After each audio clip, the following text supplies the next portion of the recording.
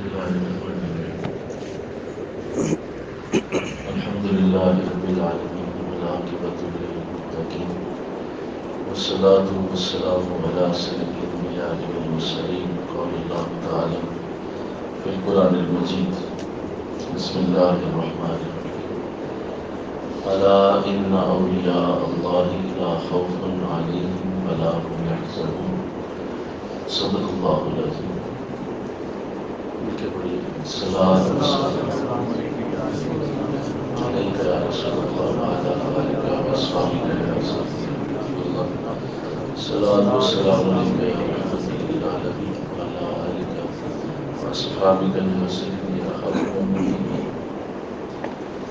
نہایت معزز و محترم حاضرین و سامعین، الحمدللہ یہ ہماری غالباً چھٹی سالانہ نویں سالانہ مجلس ذکر سیدنا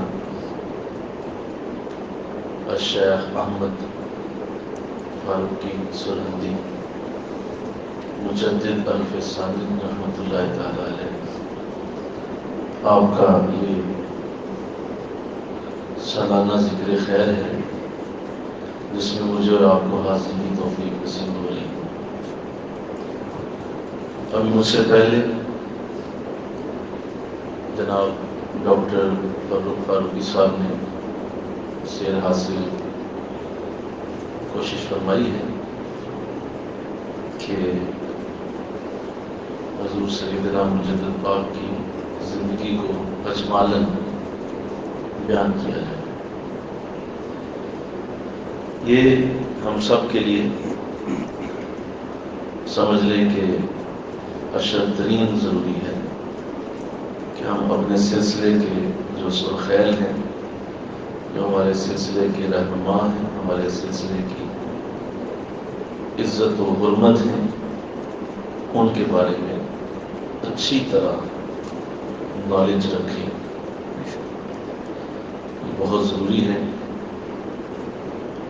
کیونکہ انہیں سن کر ہمیں ہماری پہچان ہوتی ہے کہ ہم کون لوگ ہیں اور کن کے ساتھ جڑے ہیں۔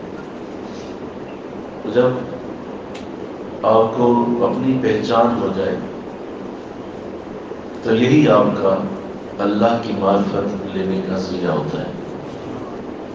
حضرت علی المرتضیٰ شیخ خدا رضی اللہ تعالیٰ عنہ نے اسی لیے فرمایا من عرف نفسہ فقد عرف رب، جس نے اپنے آپ کو پہچان لیا اسی نے اللہ کو پہچان لیا۔ تو جب ہم ان کو سنتے ہیں، ان کو سمجھتے ہیں، ان کی تعلیمات کو بار بار دہراتے ہیں تو ہمیں ہماری پہچان ہوتی ہے۔ اور اس دنیا میں سب سے بڑی جو ایکسپلوریشن ہے، سب سے بڑا جو آپ کارنامہ سر انجام دے سکتے ہیں وہ یہ ہے کہ آپ جان لیں کہ آپ کون ہیں۔ اور اگر آپ کو یہ علم ہو گیا ہے کہ آپ کون ہیں تو آپ نے دنیا کی سب سے بڑی چوٹی کو سر کر لیا۔ تو یہ گزشتہ کئی سالوں سے ہونے والی مجلس، جس میں ہماری حسرت رہتی ہے کہ یہ ہمیشہ ہوتی رہے، اب یہ کچھ ماہ تک نہیں ہو سکی تھی، تو تکلیف بھی تھی، دکھ بھی تھا کہ باقی سارے کام ہوتے رہے، یہ مجلس نہ ہو، یہ تکلیف کا باعث تھا۔ تو اللہ اس سے محفوظ فرمائے، آمین کہنا۔ جب وقت آ جائے آپ کی مجلس کا تو چاہے دال روٹی بناؤ، چاہے پانی کا گلاس رکھو، لیکن اسے وقت پہ کرو۔ اس کا بڑا سخت معاملہ ہوتا ہے، اور آپ کی زندگی میں اگر وقت پہ کرو گے تو بہت پازیٹیو امپیکٹ آئیں گے، نہیں وقت پہ کرو گے تو اللہ اڑا کے رکھ دے، کیونکہ آپ کو اتنی بڑی عزت سے سرفراز کیا گیا، آپ نے کیوں غفلت کی ہے؟ یا تو آپ کی باقی کام بھی رکے ہونا، تو آپ کہیں کہ جی باقی کام بھی رکے ہوئے تھے تو حضرت صاحب یہ بھی رکی ہوئی تھی، تو ہم کہتے ہیں ہاں جی باقی صحیح کہہ رہا ہے، آپ کا گھر چلے، آپ کے کاروبار چلے، آپ کی روٹی پانی چلے، صرف یہی مجلس رکنی، اس پہ ہمیں احتیاط کرنی چاہیے انشاءاللہ کہہ دیجیے انشاءاللہ کہہ پورا احتیاط کریں. بار بار کہتا ہوں کہ نفس بڑے بدبخت حملے کرتا ہے. اسے پتہ ہے کہ یہ وہ مجالس ہیں جن میں جب یہ بیٹھ جائیں گے نا تو انہوں نے ایسی تعلیم لے جانی ہے جو قبر کی دیواروں تک کام آئے گی. لہٰذا ان کو بند کرو کسی طریقے سے، باقی یہ نمازیں پڑھتا رہے سارا کوئی مسئلہ نہیں اس میں. تو یہ نا راز سمجھا کریں، ان رازوں کو جان لیں. ہمارا اوڑھنا بچھونا یہی چیز ہے اور یہی فرق ہے ہمارا باقی لوگوں سے. نماز روزہ تو سب کر رہے ہیں بھائی، کون سا نیا کام سب کرتے ہیں، بلکہ زیادہ کرتے ہیں آپ سے. آپ تو بہت پیچھے نماز روزہ میں، وہ آپ سے کہیں زیادہ ہے، لیکن اس کام میں آپ کا کوئی ثانی نہیں. آپ اس میں یونیک ہیں، اپنی یونیکنیس کو کبھی نہ جانے دیں انشاءاللہ. الحمدللہ یہ مجلس ہم سب کے لیے باعث فرحت ہوتی ہے، باعث عزت ہوتی ہے، باعث روحانی بلندی ہوتی ہے. ہمیں بہت زیادہ برکت نصیب ہوتی ہے اس مجلس سے. کئی سالوں سے میں اس کو دہراتا رہتا ہوں کہ جب بھی یہ مجلس ہوتی ہے میرے لیے تو وہ ایک عجیب سا دن ہوتا ہے اور ایسا لگتا ہے جیسے آج کچھ نیا ہی اللہ نے عطا کیا. ابھی میں چند لمحے سے تھوڑا سا ہی آپ کی ذات کی طرف دھیان کیا، جس طرح آپ نے محبت فرمائی، جس طرح آپ نے پیار کیا. شکر ہے کہ آپ نے میری مجلس کا خیال رکھا ہے اور آپ نے بڑی محبت کی ہے کہ آپ نے میری مجلس کا خیال رکھا ہے. کیوں اتنی دیر کی، اس میں ہمیں غور کرنا چاہیے انشاءاللہ. ہم سب ایک دوسرے کے مددگار ہیں. بولو کیا ہے؟ ایک دوسرے کے ہم مددگار ہیں، ہم ایک دوسرے کے ہاتھ پکڑنے والے ہیں، ہم ایک دوسرے کو اٹھا کے بلندیوں پہ لے جانے والے ہیں. ہم کسی ٹانگ کھینچ کر اسے نیچے کرنے والے نہیں ہیں، ہم بڑا کرنے والے ہیں. اور یہی جس سے ہونا شروع ہو گیا کہ وہ چھوٹوں کو بڑا کرتا ہے، یہی تو حضور کا اصل کام تھا. حضور کرنے کیا آئے تھے؟ حضور تو یہی کرنے آئے. تو اللہ سب کو برکت عطا فرمائے. جیسا کہ اس مجلس کی ترتیب رہی ہے کہ ہم اس میں آپ کے مجدد، آپ کی خوبصورت مکتوبات میں سے اور آپ کی مجددی کارناموں میں سے کچھ پڑھتے ہیں اور آپ کے ہی مضمون سے سہارا لے کر کچھ سیکھتے ہیں. یہ بات پایا تکمیل کو کب کی پہنچ چکی کہ یہ مکتوبات شریف قرآن اور حدیث کا نچوڑ ہے. اس میں کوئی شک و شبہ کی گنجائش نہیں. یہ قرآن اور حدیث کا ہی ایک مرکہ ہے. اور ساتھی مجھ سے اکثر یہ بات کر چکے ہیں، کرتے رہتے ہیں، اور جو آن لائن ہمیں سنتے رہے کئی سالوں سے وہ بھی یہ بات کرتے رہتے ہیں. آج تک ایسا نہیں ہوا کہ جب بھی آپ نے مکتوبات شریف میں سے کچھ پڑھا ہے تو ہمیں کبھی یہ احساس نہیں ہوا کہ یہ مضمون پہلے سنا ہو.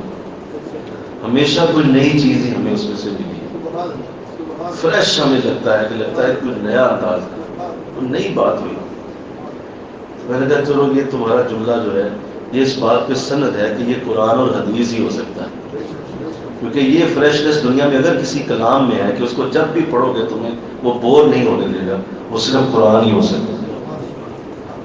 جب بھی پڑھو گے تمہیں وہ بور نہیں ہونے دے گا. کہے گا آپ سورہ فاتحہ کو روزانہ فجر سے عشاء تک کتنی بار دہرا دیتے ہیں، لیکن ہر بار فاتحہ مزہ دیتی ہے. اور اب یہ نہیں کہتے کہ یار ابھی میں نے الحمد کہا تھا پھر کہہ رہا ہوں یار بور ہو گیا ہوں. میں بور نہیں ہوئے بھائی، وہ دوبارہ سے اس کا نور تمہیں ملتا ہے.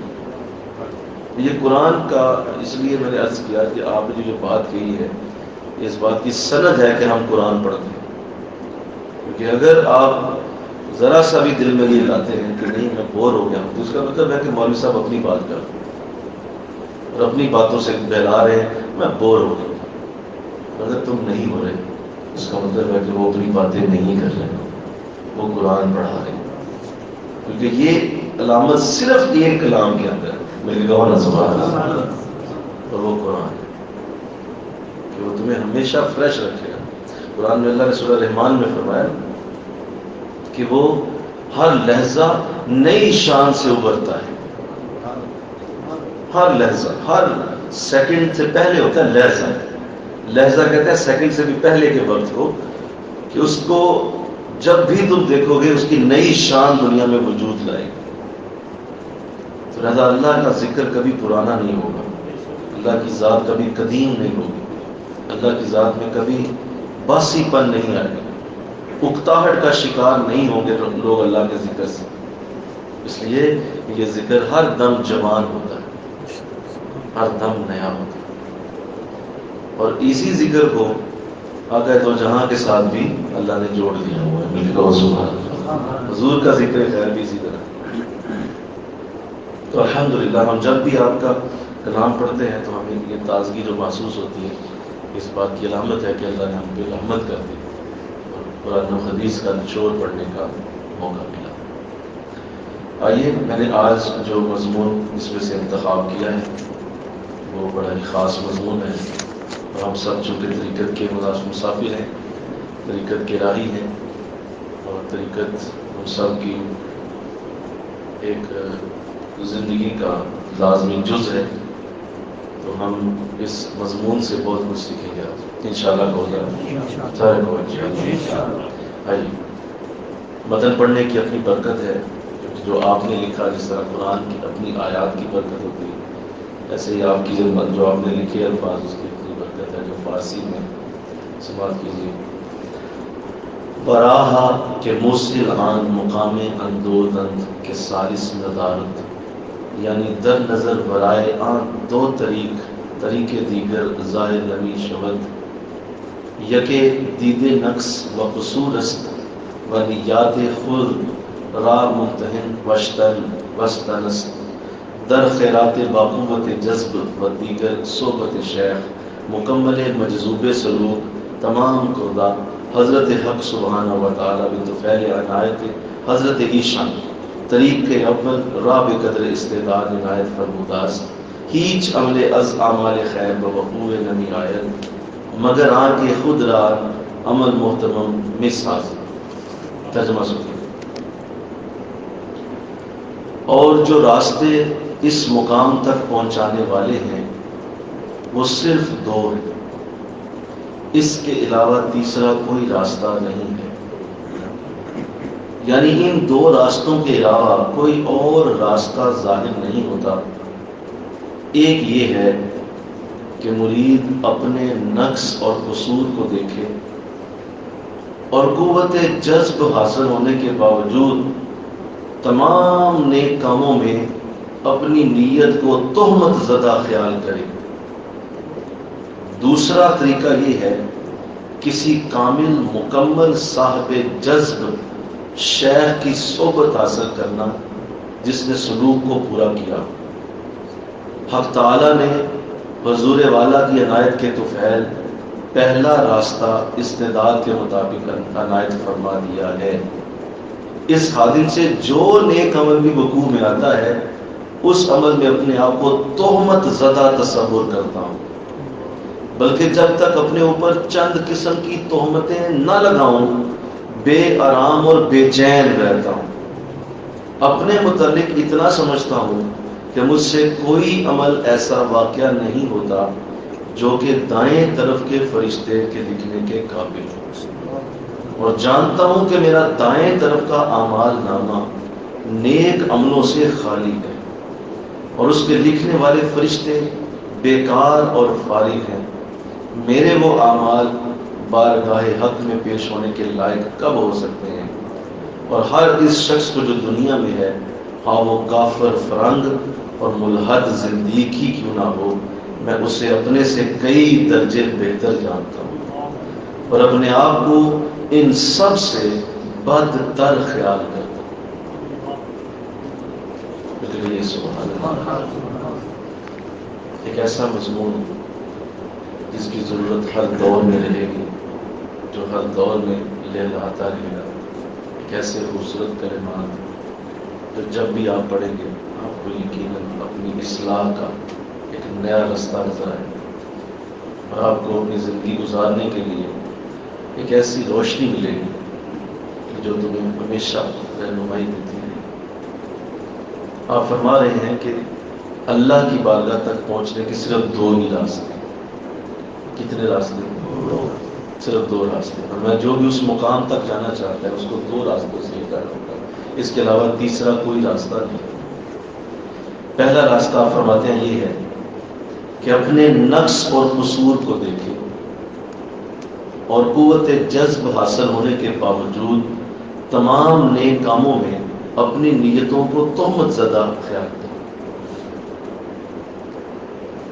اپنی نفی کرنا اور اپنے ہر نیک کام کو بالکل زیرو سے بھی نیچے لے کے چلے جانا، یہ اللہ کی بارگاہ کی جانے کی پہلی چابی ہے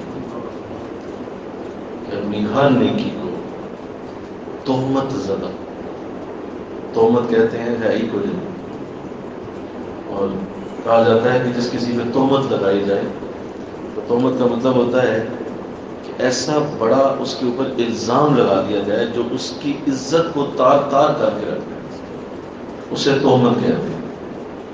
تو آپ فرماتے ہیں کہ ایک مرید کو اپنی جب تک ہر عبادت تہمت زدہ نہیں نظر آتی کہ اس کے اوپر ہر عبادت کے اوپر لوگ کہیں تو کیا کیا، تو کچھ نہیں، کیا کیا آپ نے آج تک، کیا آپ نے آج تک کارنامہ سر انجام دیا، اور وہ تہمت زدہ خیال کرے کہ میں نے ابھی جو یہ نیک عمل کیا، یہ جو میں نے درس دیا، یہ جو میں نے نماز پڑھی، یہ جو میں نے قرآن پڑھا، یہ کسی لائق نہیں ہوتا۔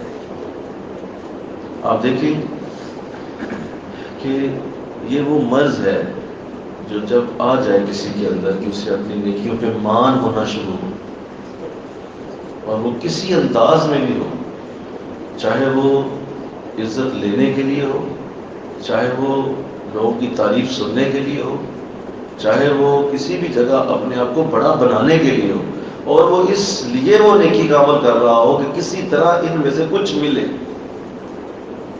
تو فرمایا کہ اس کو نیکی کی حقیقت تو سمجھ ہی کوئی نہیں آئی۔ نیکی تو وہی ہوتی ہے جو تہمت زدہ ہونا، اسے یہ نظر آئے میرا یہ عمل کسی قابل نہیں، کسی طور بھی اس لائق ہے،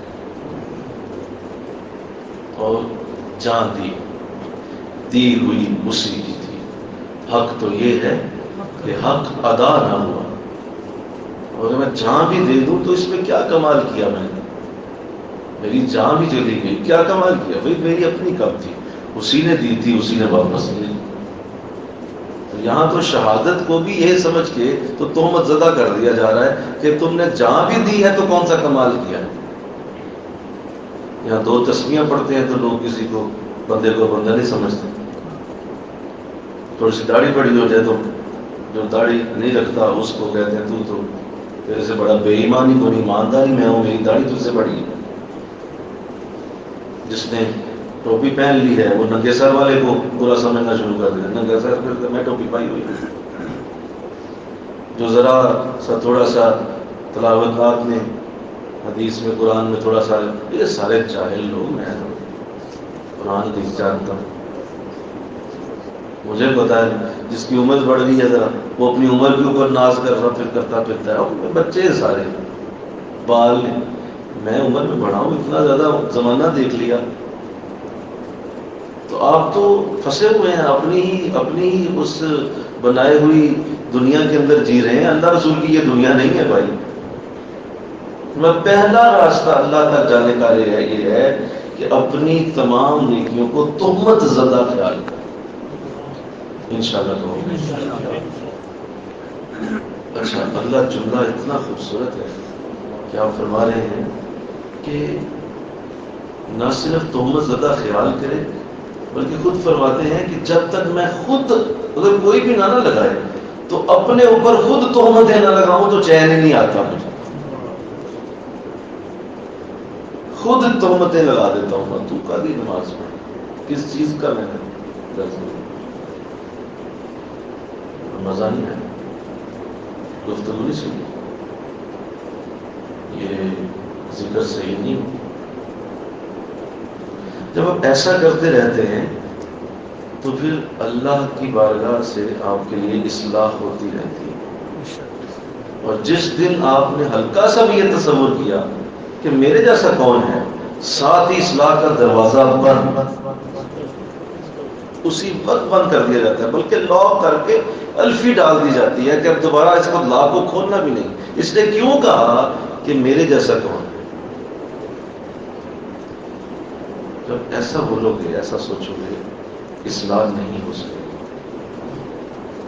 تو بزرگ ہمیشہ اس پہ کاربند رہے اور وہ اسی پہ رہے ہمیشہ کہ مولا میں تو ابھی انکمپلیٹ ہوں، مجھے تو اور دے. جیسے آپ دو جناب صلی اللہ علیہ وسلم جب استغفار پڑھتے تو صحابہ پوچھتے حضور آپ کیوں استغفار پڑھتے؟ آپ تو رسول ہیں، محبوب ہیں، آپ اللہ کے نبی ہیں، آپ کو استغفار پڑھنے کی ضرورت کیا ہے؟ استغفار تو گناہوں سے ہوتی ہے، تو آپ یہ کیوں پڑھتے ہیں؟ سنو بات، پاکستان فرمایا مجھے بھی استغفار کی ضرورت ہے. جی آپ کو کیوں ہے؟ فرمایا اس لیے کہ اللہ ہر لمحے میرا درجہ بلند فرما دیتا ہے اور میں اپنے اس پچھلے درجے سے معافی مانگتا کہ میں اس پہ کیوں تھا. میرے رب نے مجھ پہ کتنا کرم کیا، مولا معافی چاہتا ہوں. جب اگلا درجہ بلند ہوتا ہے پھر معافی مانگتا، اس لیے استغفار پڑھتا ہوں. تو وہ ہر درجے پہ بھی استغفار پڑھیں اور اپنی نیکیوں کو اس طرح خیال کریں. اندازہ کیجیے کہ یہ کتنا بڑا راز ہے. انشاءاللہ میں نے دیکھا ہے کہ لوگ جب اس عمل سے دور ہوتے ہیں تو پھر وہ درد سے محروم کر دیے جاتے ہیں. یہ میں نے ایک جملہ بولا، آپ کو سمجھ کسی کو نہیں آئی تھی. میں نے کیا بولا ہے؟ وہ درد سے محروم ہو جاتے ہیں. کیوں؟ جب آپ کو یہ نظر آ رہا ہے کہ میں پرفیکٹ ہوں، آپ کی آنکھ کیسے روئے گی؟ آپ کس طرح آنسو بہا سکیں گے؟ آپ کیسے تڑپ سکیں گے؟ کیونکہ آپ کو پتا ہے یار میں ٹھیک ہوں، مجھے کوئی مسئلہ نہیں ہے. لہذا درد آپ کے قریب نہیں آئے گا. درد آپ کے قریب تب آئے گا جب آپ اندر سے یہ سوچ کے بیٹھے ہوں گے میرے جیسا کوئی بندہ نہیں ہے. مولا ملتے رحم کر. مولا کب کرے گا؟ اور ٹڈوں سوچ کے بیٹھے ہیں میرے جیسا کوئی برا نہیں. ساتھ ہی رحمت اتر آئے گا، ساتھ ہی فضل اتر آئے گا. یہ بے دردے سارے اصل میں اندر سے اپنے آپ کو پرفیکٹ سمجھ کے بیٹھے ہیں. انہیں لگتا ہے کہ فضول چیزیں ہیں، کوئی مسئلہ نہیں. ابھی میں نے عشاء پڑھ لی ہے، ابھی دعا کر لی ہے، میں تو ٹھیک ہوں، فلاں بھی ٹھیک ہے، فلاں بھی ٹھیک ہے. درد نہیں آپ کے نزدیک آئے. ہمیشہ اپنے آپ کو اس سے کبھی باہر نہ آنے دینا. چاہے تمہیں ماؤنٹ ایوریسٹ پہ بھی بٹھا دیا جائے، منو ٹنو تمہارے اوپر پھولوں کی پتیاں ڈال کر ماؤنٹ ایوریسٹ پہ بٹھا دیا جائے، حضرت آپ جیسا کوئی بھی نہیں ہے، تمہیں وہاں بھی رونا آنا چاہیے. میں نے کہا وہاں بھی تمہارے آنسو بہنے چاہیے. یار یہ کیا ہوتا؟ وہ میرے جیسا بندہ مجھے یہاں بٹھا دیا، مطلب میرے جیسا میں، یعنی میں اور یہاں بیٹھا ہوں. اور اگر آپ سنیں، میں نے اس بات کو جب جان لیا، جب اس بات کی سمجھ آ گئی، تو یاد رکھیے جو شخص کسی بڑے مقام پہ پہنچ کے بھی رو پڑے نا، سمجھ لو یہ اس کے لائق تھا. اور اگر وہاں وہ نہیں نہ روتا تو سمجھ لو کسی نے غلطی سے وہاں بٹھا دیا. یہ وہ نہیں، اس کے اندر وہ خوبی نہیں. کیوں؟ یہ ابھی بھی اندر سے کچا ہے اور یہ اپنے آپ کو سمجھ نہیں پایا کہ میرے ساتھ ہو کیا گیا. جو جتنا بلند وہ اتنا زیادہ رقیق القلب ہوتا چلا جاتا ہے. اس کا قلب اتنا زیادہ رونے والا رقیق ہوتا چلا جاتا ہے کہ مولا میں یہ کیسے ہو رہا. وہ کب ہوگا؟ جب اپنی نیکیوں کو تہمت زدہ خیال کرے. کسی بھی جگہ کوئی ایسا معاملہ بنے تو اپنا ٹیسٹ کیا کرو. انشاءاللہ اپنا ٹیسٹ کیا کرو. آج بڑی عزت ملی، اس وقت حالت کیا ہے؟ کیا دل رو رہا ہے یا اندر سے اچھل رہا ہے؟ کیا بات ہے، کیا بات ہے، کیا بات ہے، واہ واہ. اندر سے واہ واہ آ رہی ہے، سمجھ لو نفس کھلا رہا ہے. نفس اور شیطان کے ہاتھوں میں کھیل رہے ہو تم. اور اگر اندر سے چیخیں بلند ہو رہی ہیں اور تمہارا باطن چیخ چیخ کے کہہ رہا نہیں تو اس قابل نہیں تھا، تجھے اللہ نے بڑی عزت دی، تو سمجھ لو تمہیں صحیح ہے۔ دریا کے برس ہے جو محبت سے اللہ کے پیار پہ اتنا عشق آ رہا ہے، چھوڑ بنانے دو، اتنا عشق آ رہا ہے، اتنی محبت آ رہی ہے کہ وہ حد ہو اگر نہیں ہو چھوڑ دیں۔ تو یہ میری بات اگر آپ نہیں سمجھے تو میں کچھ نہیں کر سکتا، پلے بڑی کچھ ہے میری بات جی، یہ آپ نہیں یاد رکھیں گے، پھر آج یاد رکھیں گے۔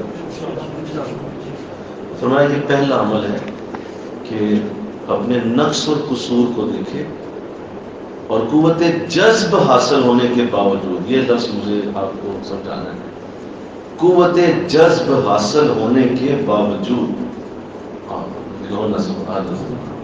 آپ فرما رہے ہیں کہ اتنا تمہارے اندر جذب کا جذبہ ہے کہ جو تم اللہ سے لے رہے ہو وہ واقعی تمہارے اندر جذب بھی ہوتا جا رہا ہے، اس کے باوجود تمہیں اپنی ہر نیکی تہمت زدہ رہے، تمام نیک کاموں میں اپنی نیتوں کو تہمت زدہ خیال کریں۔ اور آپ فرما رہے ہیں کہ اللہ نے بڑا کرم کیا ہے اور حضور والا کی عنایت کے تو خیر بلکہ اپنے شیخ کو کیا کہہ رہے ہیں؟ حضور والا کی عنایت، حضور آپ نے مجھ پہ بڑی عنایت فرمائی ہے، مجھ پہ عنایت کر دی ہے، مجھ پہ کرم کیا ہے، اس کی وجہ سے کیا ہوا ہے؟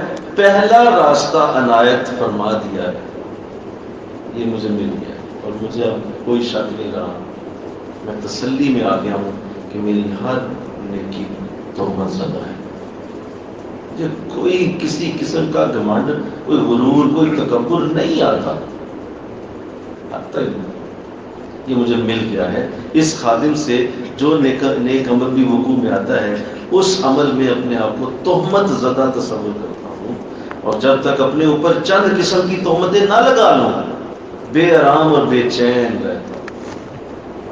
حالانکہ نیکی کرنے کے بعد تو آرام آ جانا چاہیے، سکون آ جانا چاہیے، آپ ہمارے نیکی کرتا ہوں اس کے بعد اور بے آرام ہو جاتا ہے، اور مجھے ہر وقت یہی لگتا ہے کہ کچھ بھی نہیں کیا، اور بار بار اپنے آپ کو تہمت زدہ خیال کرتا رہتا ہے۔ یہ کون کہہ رہا ہے؟ زمانے کا مجدد جس کے پیچھے 1000 سال کے علماء صوفیاء کھڑے، جس کی تعلیمات کو سلام کیے بغیر تم گزر بھی نہیں سکتے۔ ہائے ہائے کیا بات ہے، سلام کیے بغیر گزر بھی نہیں سکتے ان کے آگے سے، اتنا بڑا شخص کیا جملہ بولتے۔ یہاں تو عجیب حال ہوا، ابھی فاروق صاحب بھی یہی بات کر رہے ہیں، عجیب حال، پوسٹر چھپوائے جاتے ہیں، بینر لگوائے جاتے ہیں، اتنی ملاوٹ کر دی گئی حد ہو۔ لہٰذا یاد رکھیے حق آج بھی وہی ہے، وہی رہے گا، اور ہمیشہ حق اسی طرح ہی رہنا ہے، کبھی اس نے اس طرح نہیں ہونا۔ حق وہی ہے کہ وہ پیور ہی رہے گا، اس کے اندر یہی انداز ہوگا کہ وہ کبھی بھی خود عیاں نہیں ہوتا، اس کے عیاں کرنے میں وہ خود نہیں ہوتا، بلکہ جب اللہ چاہتا ہے تو اسے عیاں کرنا۔ اب جو گفتگو آپ نے فرمائی وہ اتنے خوبصورت الفاظ ہیں کہ میں انہیں سونے کے پانی سے لکھوں تو بھی حق ادا نہ ہو۔ فرمایا کہ اپنے متعلق کتنا سمجھتا ہوں کہ مجھ سے کوئی عمل ایسا واقع نہیں ہوتا جو دائیں طرف کے فرشتے کے لکھنے کے قابل۔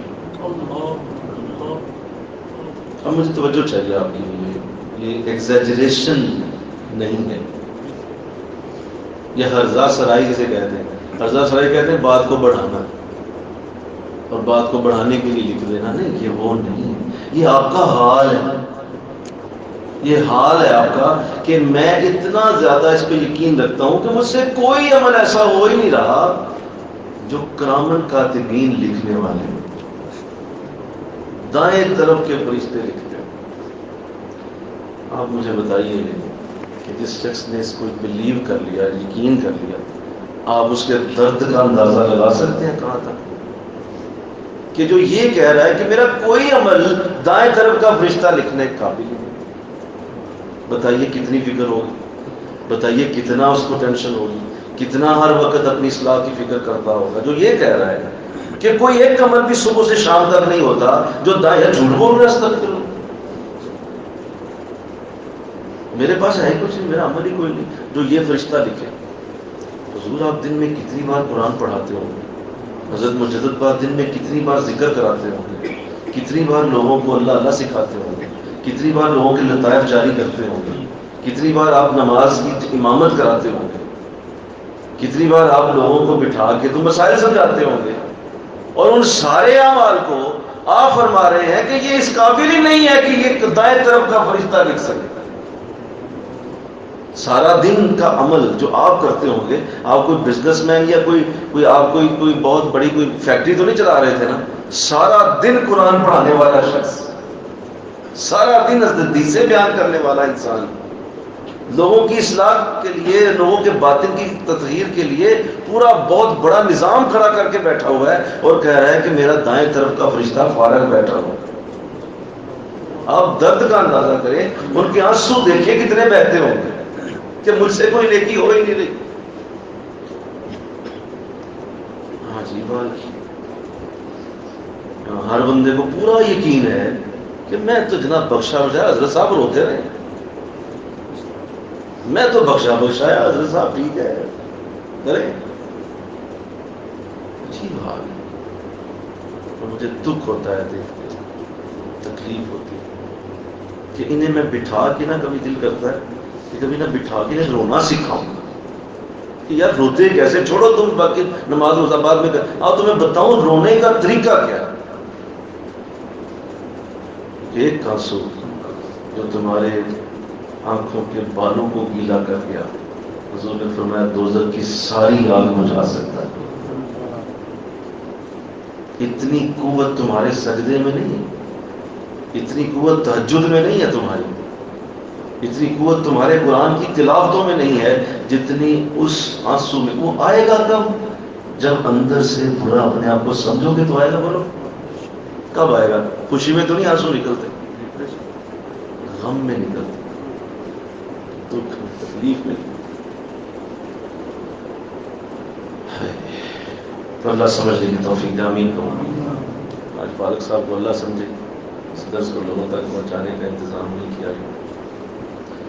تو میں آپ کے لیے دعا کرتا ہوں کہ اللہ آپ کو اور مجھے یہ سعادت دے, آمین کہوں. صحیح کہو یار, صحیح کہہ رہے کہ یہ ملے, ہم واقعی اس لیول تک پہنچے کہ درد اس طرح کا آ جائے کہ میرا دائیں طرف کا فرشتہ فارغ ہے, کوئی ایسا عمل سارا دن نہیں ہوا. کیا کرنا ہے؟ نیند آئے گی آپ کو؟ کیا آپ کو تسلی سے لیٹنا نصیب ہوگا؟ کیا آپ کا دل چین میں آئے گا کہ یار چلو میں ریسٹ کر لوں, میں تو بہت ابھی نیکیاں کر چکا, میں ذرا سو لوں, میں ذرا ریسٹ. آپ کہاں ہے نیند؟ اب شروع ہوگی وہ برکت جو اللہ تم سے لینا چاہتا ہے. یہ بے چین دل جو ہوتے ہیں نا, انہی سے اللہ کام لیتا ہے.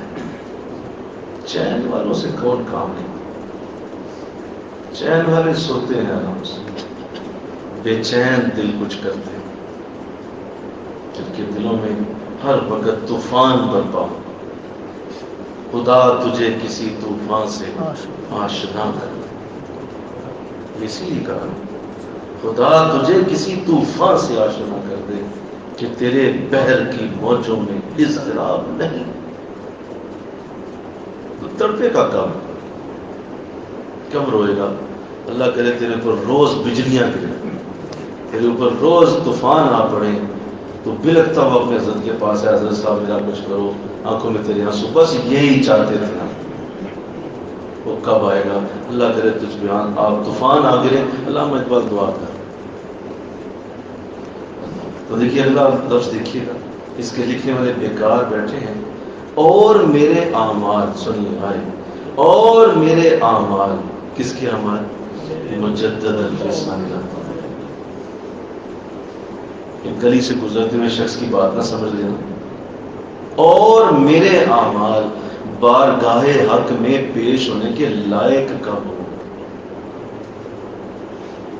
کب میرے اعمال اللہ کے سامنے جا سکے؟ میرے اعمال میں وہ سکت ہی نہیں، میرے اعمال میں وہ روح ہی نہیں ہے جو اللہ کے سامنے پیش ہو سکے۔ آگے جو لفظ ہیں، میں جب بھی کبھی نے پڑھا کرتا ہوں یا کہیں بھی بیان کرتا ہوں تو مجھے یہ 1000 بار سوچنا پڑ جاتا ہے کہ ان لفظوں کو کہیں یہ لوگ گرا نہ دیں۔ اتنی عزت والے لفظ، اتنے خوبصورت اور اتنا بڑا اپنا نفی کرنے کا انداز دنیا میں کسی اور کو نصیب نہ ہوگا جو مجدد پاک کو اللہ نے عطا کی۔ اتنی بڑی نفی کرنا اور اس لیول پہ جا کے کرنا کہ جب ہر شخص آپ کو مان چکا ہے اور سب یہ کہہ رہے ہیں کہ حضور آپ ہمارے امام ہیں، آپ جیسا کوئی نہیں، پوری امت آپ کے پیچھے کھڑی ہے، ہم آپ کے ساتھ ہیں۔ اس لیول پہ جا کے شخص کیا لکھتا ہے؟ ہر اس شخص کو جو دنیا میں ہے، ہاں وہ کافر، ملحد، زندگی کیوں نہ ہو، اپنے سے کئی درجے بہتر جانتا ہوں۔ اپنے سے کئی درجے، کیا لفظ ہے؟ لفظ دیکھو یار، ان کی گہرائیاں، ان کے ماپ تول کو دیکھو ذرا، ان لفظوں کی جوڑ توڑ کو دیکھو کہ وہ لفظ کیسے انتخاب کیے گئے۔ کئی درجے بہتر جانتا ہوں۔ تو 1 درجہ ہو گیا، 2 درجے ہو گئے، اوپر 3 ہو گئے۔ فرمایا نہیں، کافر، ملحد، زندیق مجھ مجدد سے کئی درجے بہتر ہے، میں اس سے بھی برا ہوں، مجھے اس میں بھی اچھائی نظر آتی ہے، مجھے اس میں بھی اچھائی نظر آتی ہے۔ اللہ کا بندہ ہے، کفر کرتا ہے، اس کی مرضی، لیکن بڑا ہی اچھا ہے۔ اے مجدد، اے شیخ احمد، تو اس سے بھی کیا گزرا۔ جب یہ لیول آ جائے گا نا کہ تمہیں ساری دنیا کے لوگوں سے زیادہ اپنی ذات میں عیب نظر آئیں گے، تو بس یہی وقت ہے اللہ کو پہچاننا۔ اب وہ وقت آئے گا کہ جب آپ یہ کہہ اٹھیں گے کہ اللہ کو پانا ممکن نہیں، اللہ کے ساتھ تمہارا وجود اور اللہ کی بارگاہ سے تمہاری برکت یہ ہے کہ تم آج یہ جان لو کہ اللہ کو پانا ممکن نہیں، یہ ہو نہیں سکتا۔ میں جو کافر فرنگ سے بھی زیادہ رذیل ہے وہ اللہ کو کیسے پائے؟ میں کئی درجے بہتر جانتا ہوں، آگے فرمایا، اور اپنے آپ کو ان سب سے، لفظ ہے، ان سب سے بدتر خیال کرتا ہوں۔ صرف بد نہیں کہا، بولو بدتر۔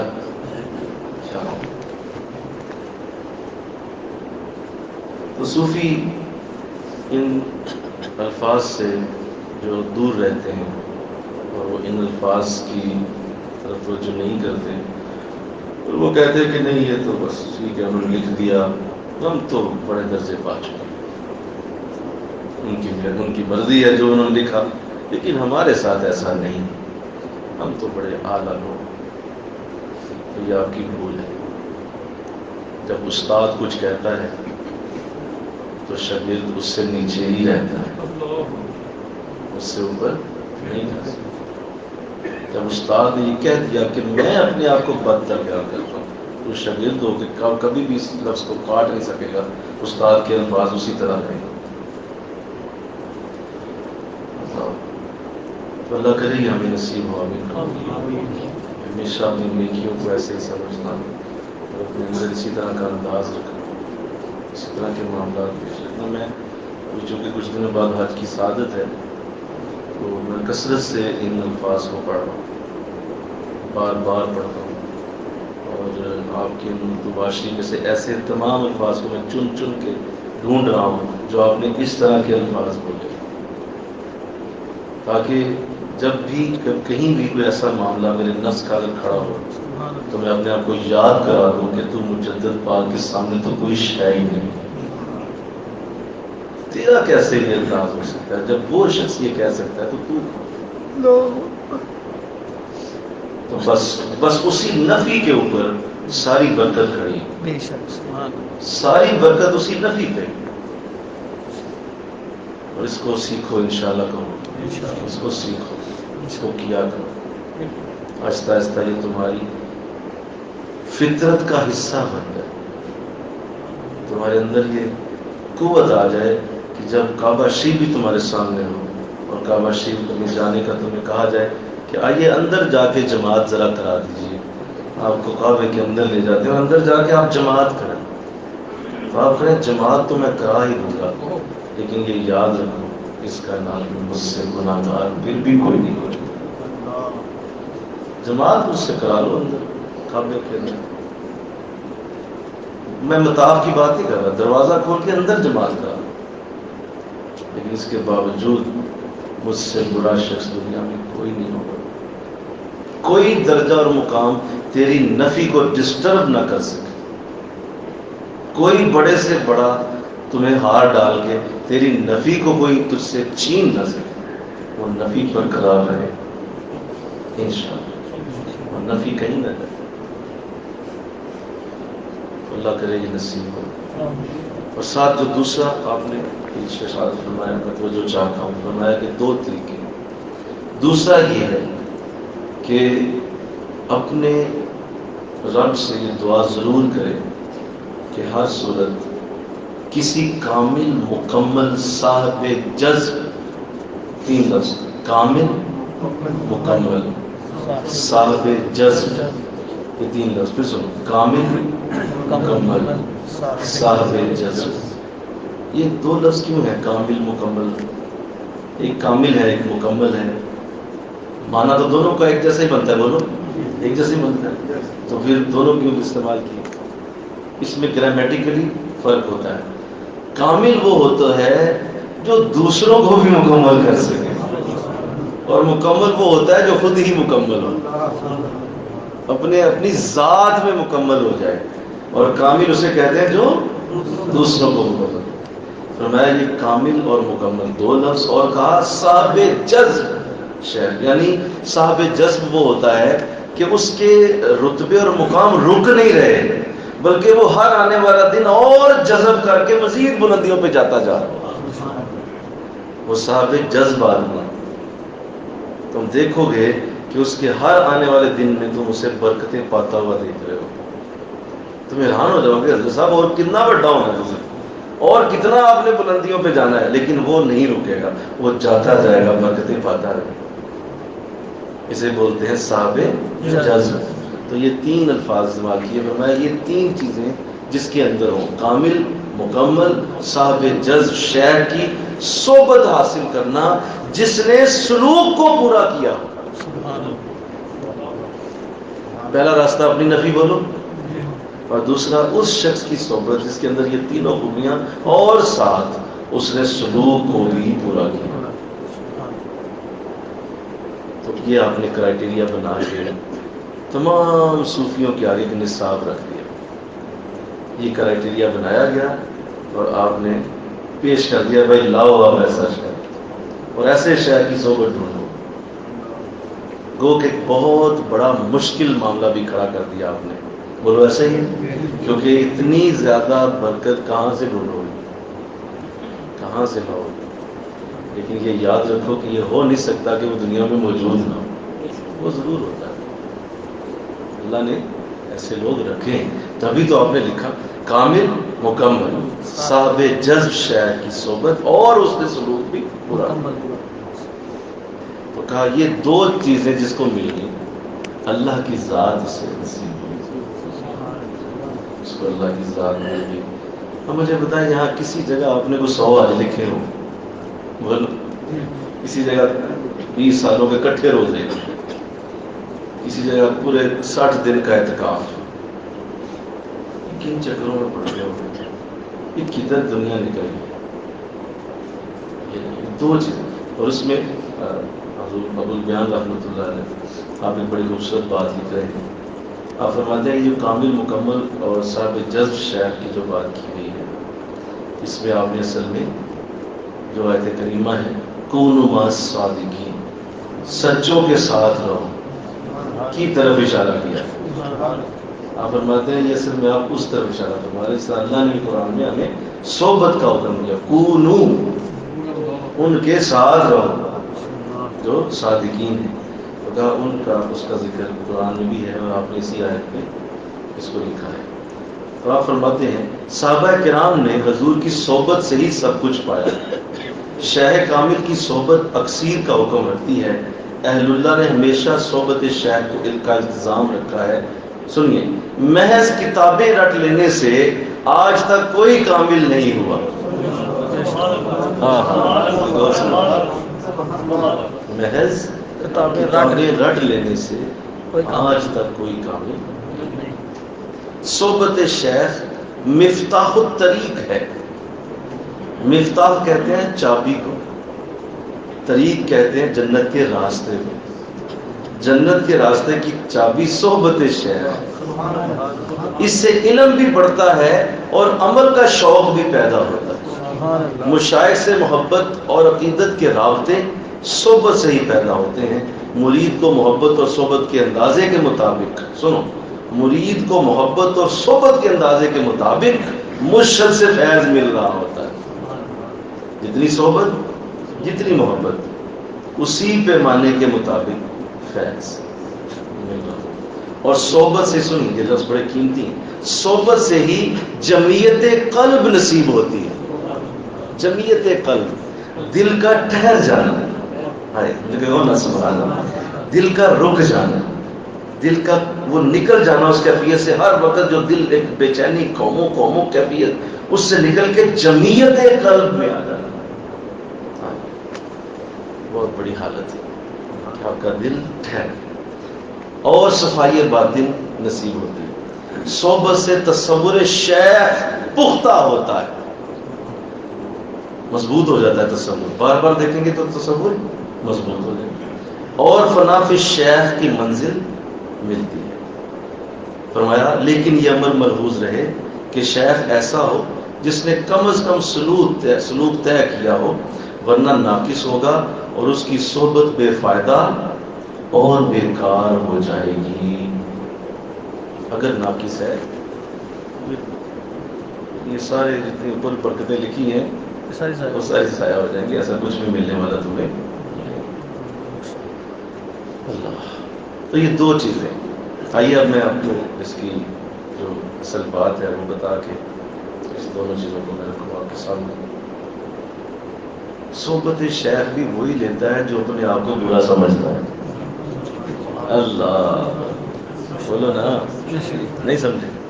میں صحبت شیخ میں کون آئے گا؟ وہی ہے کہ یار میں کچھ نہیں، میں صاحب کو جانا ہے، مجھے بیٹھنا ہے، مجھے پہنچنا ہے، مجھے وقت دینا ہے، اس لیے کہ میں کچھ نہیں۔ تو یہ دونوں چیزیں کنیکٹڈ ہیں۔ جب وہ بہت زیادہ اپنے آپ کو نفی میں رہے گا تو اس سے دوسرا جو عام معاملہ پیش آتا ہے وہ یہ ہوتا ہے کہ جب وہ نفی بہت زیادہ کرتا ہے تو لازماً سنیں، نفی کو ہمیشہ اسباب کی ضرورت ہوتی ہے۔ آپ نے جب ذکر کرتے ہیں نفی اسباب تو اس میں لازمی اسباب کرنا پڑتا ہے۔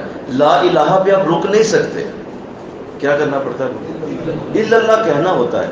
یہ بات سمجھو، لا الہ الا اللہ دونوں کرتے ہیں تو نفی اسبات ہوتا ہے۔ جب کوئی نفی کرے گا اپنی تو اسے لازمی اسبات چاہیے، اور اسبات اسے شیخ کی صحبت میں جا کے ملتا ہے۔ نہیں سمجھے جی؟ اسبات اسے وہاں اسبات ہے اور یہ نفی کر رہا ہے، نفی وہاں اسبات، نفی یہاں اسبات، نفی یہاں اسبات، یہ نفی یہاں اسبات، اور یوں اس کا معاملہ بہتر ہوتا ہے۔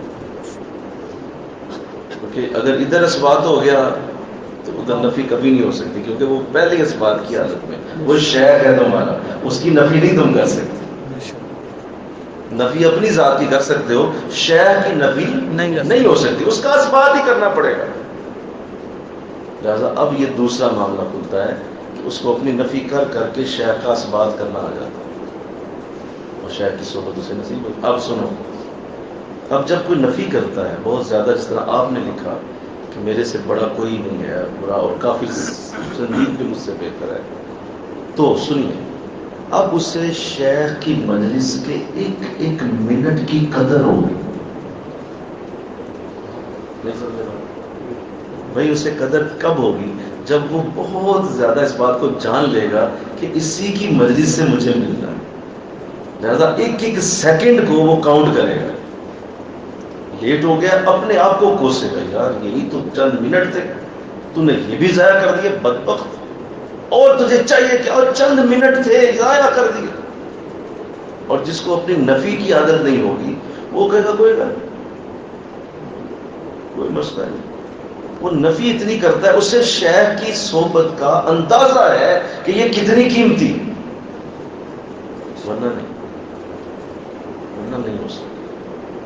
وہ بار بار نفی کرتا ہے، بار بار کہتا ہے. اور پھر سنو بڑی اہم بات، جب کوئی یہ نفی کے انداز میں اتنا بڑھتا ہے کہ اس کو دیکھیے یہ الفاظ آپ کو، مجھے آپ کی توجہ چاہیے کہ آپ جانتے نہیں تھے کہ یہ میرے الفاظ امر ہو جائیں.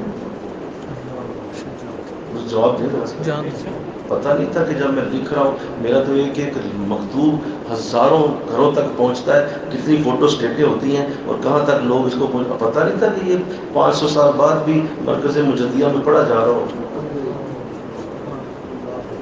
اتنے بے خبر نہیں تھے آپ کو پتا تھا کہ میں جو الفاظ لکھ رہا ہوں نا یہ کل کو بہت سارے مجموعوں کے اندر ڈسکس ہوگا.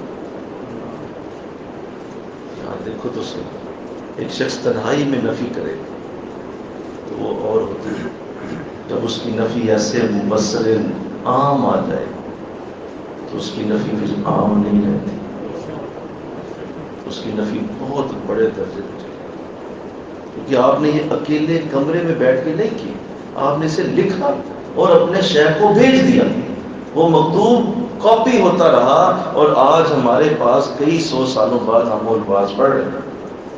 اس کا مطلب یہ ہوا کہ جب کوئی اپنی نفی کرتا ہے اللہ اسے امر کر دیتا ہے. تم امر ہونا چاہتے ہو تو اپنی نفی کرو. تم چاہتے ہو دنیا تمہیں یاد کرے تو اپنی نفی کرو. کہو تم کچھ بھی نہیں، کوئی شے نہیں. ابھی پچھلے دنوں ایک سیدہ ہیں، انہوں نے بیعت فرمائی، اتنے پیارے لفظ تھے ان کے کہ مجھے بہت اچھا لگا. کیونکہ ہم چونکہ طریقت کے طالب ہیں اور نفی ہماری بڑی پسندیدہ ہے.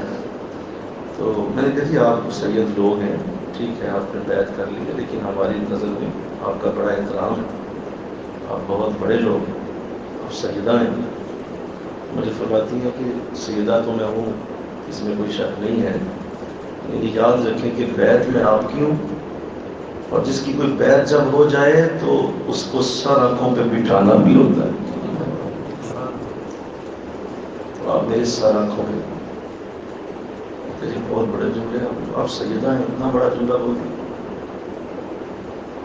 جی ہمیں سمجھایا گیا ہے، ہمارے بڑوں نے ہمیں بتایا ہے کہ سیدوں کا کام ہی یہ ہے کہ وہ اپنے سید کو بھول جائیں. اتنا مزہ میں نے میں کاغذ پینسل لے کے لکھ لوں کہ اپنے سید ہونے کو بھول جائیں، بالکل ختم کر دیں. اللہ عزت دینے والا، اللہ دلاتا ہے عزتیں، ہم سب کو پتہ ہے ہم صحیح، لیکن میں تو کہتی ہوں کہ میں تو بھول چکی. تو اپنے اندر ایسے جب تک وصف نہیں آئیں گے انشاءاللہ کہو بڑے نہیں بن سکتے. اگر بڑے بننا ہے تو مٹا دے اپنی ہستی کو، گر کچھ مرتبہ جائے کہ دانا خاک میں مل کر ملو. اس کے لیے شاید اس وقت اس لیے دونوں کو جوڑ دیا کہ یہ دو راستے ہیں جن سے تمہیں برکت ملے. آئیے اللہ مجھے آپ کو توفیق دے، آمین کرو. اللہ مجھے آپ کو یہ ساتھ دے. اور ہم طریقت کے جس بھی موڑ پہ ہیں ہم ان دونوں طریقوں کو کبھی فراموش نہ ہو لیں. آپ اپنے لیول پہ کریں، میں اپنے لیول پہ کروں، ہم سب اپنے اپنے لیول پہ اسی دو طریقوں کے اوپر رہیں. انشاءاللہ ہم مجدد پاک کے سائے کے نیچے جنت میں داخل ہوں گے. ہم ان کے ساتھ ہوں گے. ہم ان کی تعلیمات کا جھنڈا اٹھائے پھرتے ہیں تو ان کے عمل کے ساتھ ان کے ساتھ شامل ہو جائیں گے. اس کے علاوہ نہیں ہو سکتا. میں آپ سب سے یہ توقع کرتا ہوں کہ آپ اپنے اندر یہ عادتیں پیدا کریں. اپنے اندر یہ چیزیں لائیں تاکہ اللہ آپ کو بڑا کرے. دنیا کو آج چھوٹوں کی نہیں بڑوں کی ضرورت ہے. چھوٹے تو آپ کو ہر جگہ ہی نظر آتے ہیں دنیا میں. آپ آج اگر جینا چاہتے ہیں بڑے ہو گئے. آئیے اللہ مجھے آپ کو توفیق دے دے. آپ سب اس برکت کو لے لیں. ذکر کی طرف توجہ کیجیے. دل کی دھڑکن سے اللہ تعالیٰ کا خیال سنیے کیا